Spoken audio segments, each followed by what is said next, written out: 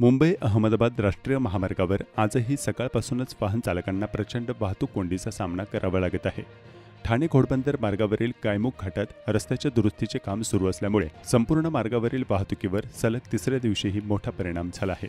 या दुरुस्तीच्या कामामुळे ठाणेपासून विरार फाट्यापर्यंत लांबच लांब वाहनाच्या रांगा लागल्या आहेत। मुंबई अहमदाबाद महामार्गावर प्रवास करणाऱ्या वाहनधारकांना विशेषतः सकाळी आणि संध्याकाळच्या वेळेत मोठा त्रास सहन करावा लागतोय।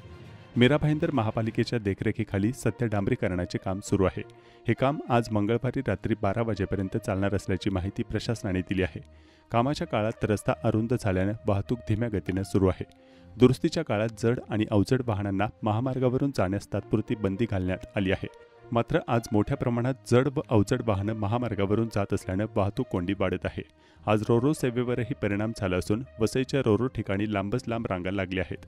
मुंबईकडे जाणाऱ्या वाहनांना पुढीलप्रमाणे पर्यायी मार्गाचा वापर करण्याचं आवाहन करण्यात आलं आहे।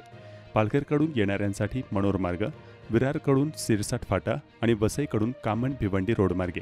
वाहतूक विभागाने सांगितले की या कालावधीत महामार्गावरून अनावश्यक प्रवास टाळावा।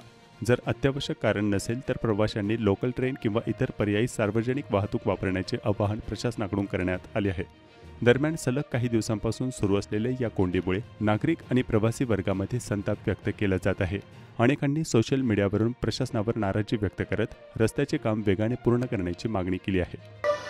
रात में 3 बजे से हम जाते हैं गुजरात में, राजकोट में 3 बजे से 15 सोना सो भी नहीं रहा, खाना भी कुछ नहीं मिल रहा है ट्रैफिक में।